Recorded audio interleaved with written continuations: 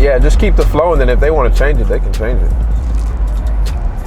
But I think the agreeable gray is going to look good in that bathroom because of the colors, the black and the whites, and then. Yeah. All right. Yeah, I just got into town, so.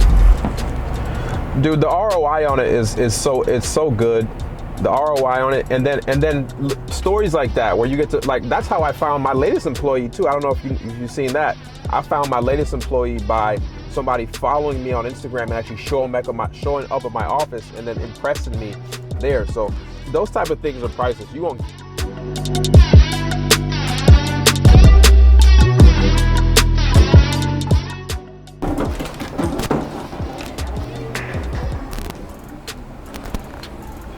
What up, man?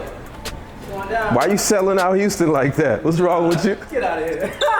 What's going up, down, bro? You good? Yeah.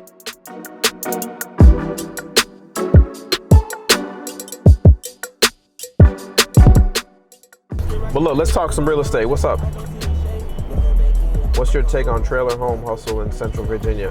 I don't know much about trailer. If it comes to the land, it should be good, right? Trailer parks are hot right now. Everybody across the country wants to buy in there.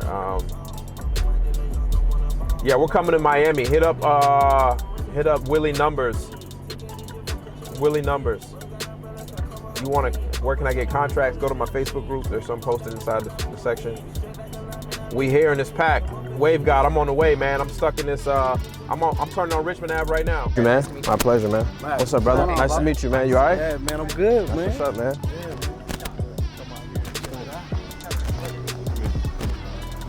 What's up, everybody? What's up? What's up? Woo!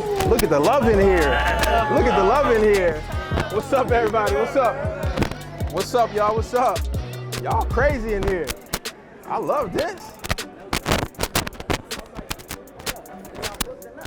Yeah. What's up, everybody? How y'all doing today? I said, how y'all doing today? That's crazy, man. I'm so happy y'all came out to talk about real estate, yo. This is crazy. Real estate. I'm on IG Live right now. Y'all say what's up to IG. But that's where it ends if you're not right now in Houston. I gotta let you go, so we're out.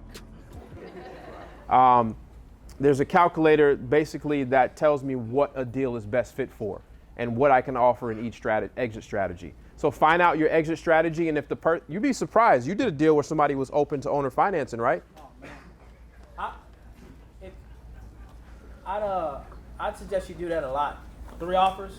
Yeah. Because that helps in a market like this is really competitive because most people are just going off the wholesale approach. If it doesn't have enough equity, it's not a deal, right? So yeah, I definitely a lot of times do 3 offers. So that deal was what happened was they were motivated, but they didn't need to sell right now. There was no pain attached to like the property. So they were willing to get paid out in, let's say, 6 months. So what we did was short-term owner financing. It wasn't like they were in a pinch for money. They had $30,000 left on the mortgage. So to do the owner financing deal, they called the bank. They paid the $30,000 off. They weren't in a bind. They just liked me and they just was like, hey, we can wait. So don't always feel like someone has to be desperate in need for. So what we did is we did short-term owner financing. They gifted the property to me, 0 payments, 0 interest, and the rest, the whole balance due in 6 months. But as a wholesale deal, it never would have made any sense. How much you make? $30,000. On a deal that made no sense. So, and they had like a big time. With a mortgage or without a mortgage? Depends, right? So that's called, with a mortgage is called a subject to. This means it's subject to the existing financing. I buy houses like that all the time. I got a property that I'm working on, Ebert. You guys remember Ebert from the vlog? No? All right, cool. The property was worth, I think I said this, $140. I got it for $84. I paid her nothing. I paid the $4,000 in back payments, and I'm rehabbing the property and gonna sell. So it didn't make sense for a cash deal. My cash offer to her, because I gave her 3 offers, my cash offer was less than what her balance was. I knew she wasn't gonna take that. She couldn't, right? So, you know, there's deals that you just need to learn more creative stuff. We can talk here all day about creative financing because it's creative.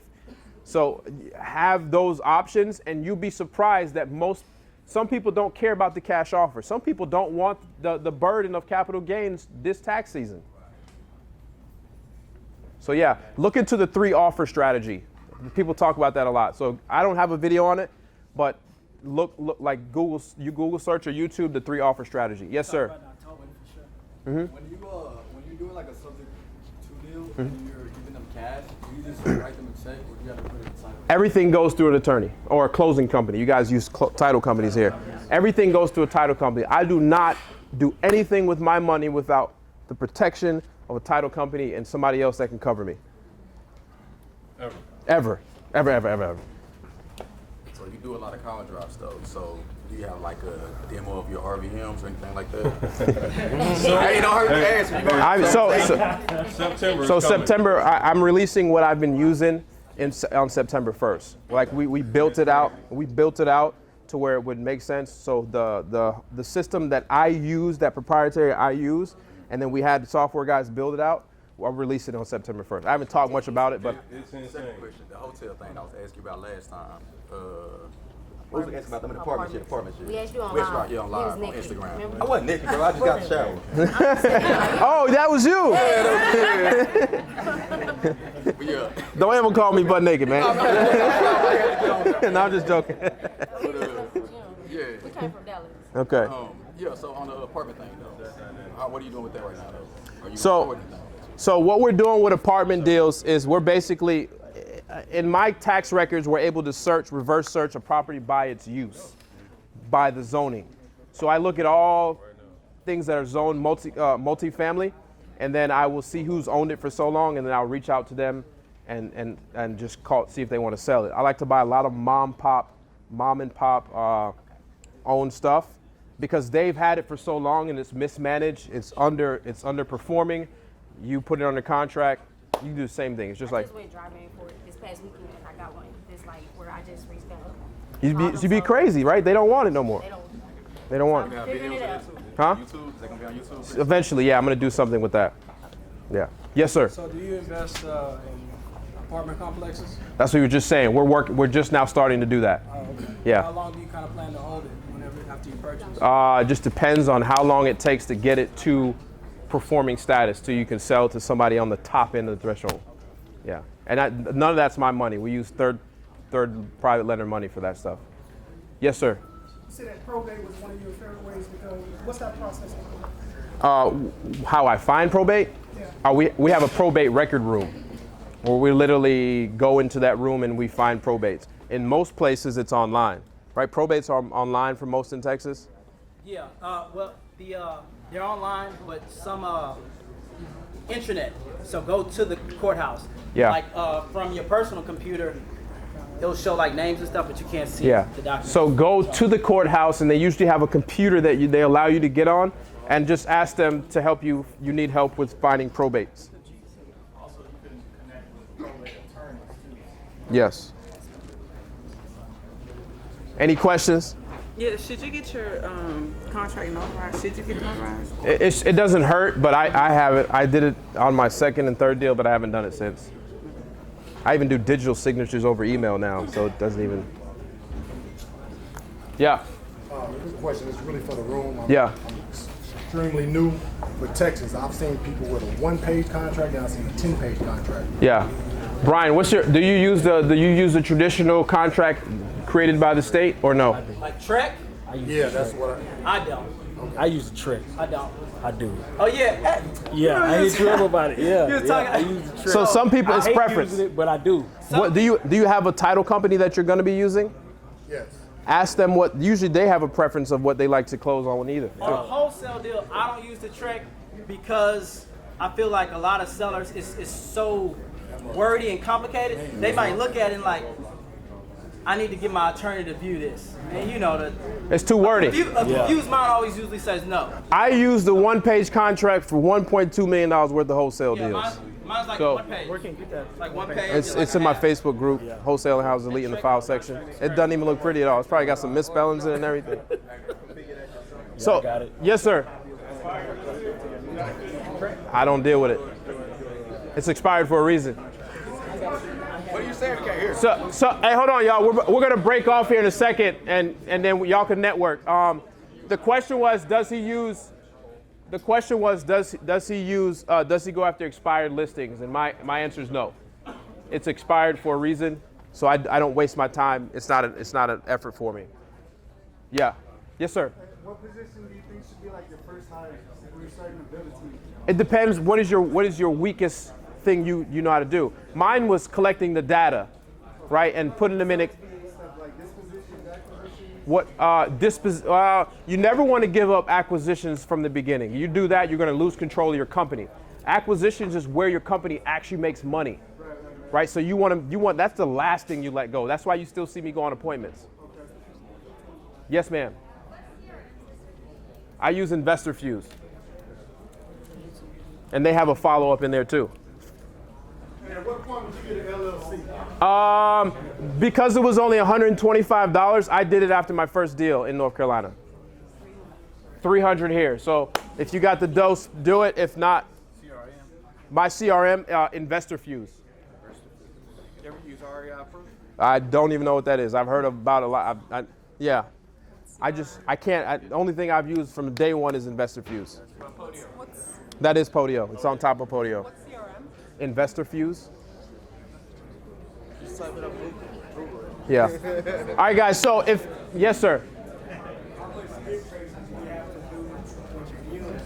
I can't hear him. Hey, man. Hold on. Hey. Well, I promise we'll break here in a second. I know you guys are getting antsy. We'll break. Let me just take a couple more questions and then you guys can network. What was your question again, sir? So his question was, how much skip tracing does he have to do in order to stay consistent enough to at least get one deal a month? That's really a hard question to answer. I would say do as much as you can afford. You get what I'm saying? Make as much phone calls as you can. Do as much as you can afford. I think that's the most important thing. Don't be afraid to be uncomfortable. Yeah. Ramen noodles we started with $2,000. Yeah. That's what people don't understand. You gotta sometimes get a little uncomfortable. Go outside of your box. Big time. Ramen noodles taste good anyway. You're not eating that now. Ramen is good. The chicken, the shrimp, I ain't had the budget for that. That's like extra penny. Yes.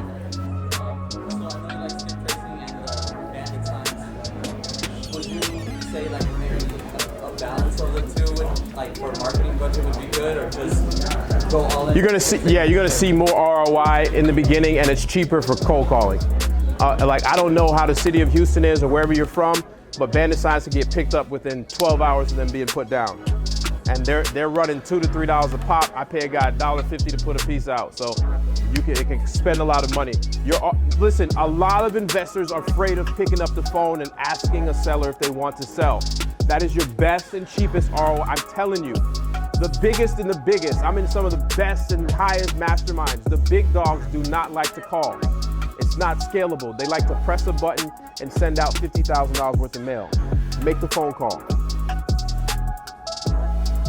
All right, guys, so what we're gonna do is we're just gonna break up. Y'all can, I don't know how long we got this place, to be honest with you. So yeah, we only got like 15 minutes, so y'all should exchange some information with each other. We don't wanna overstay here.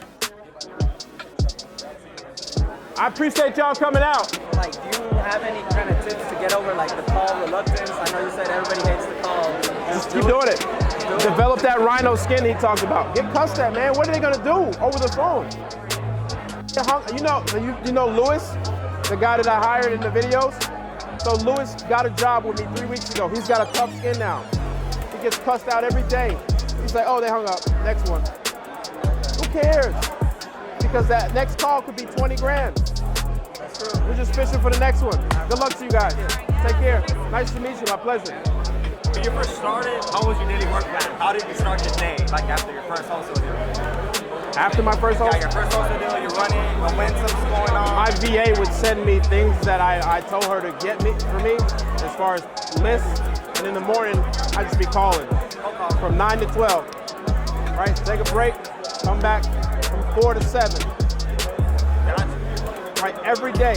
In between that, I'll drive around. That's what I do. I call in the morning, 9 to 10, I call, and I wait till 6 to 8, and I call. Perfect. I did it every day, and then I was either driving or I was spending the rest of my time down at the courthouse pulling probates and getting the numbers. Gotcha. And I was calling their ass too. That's it. Awesome. Literally on the phone. Okay. 1,000 no's, 1 yes, 20 grand.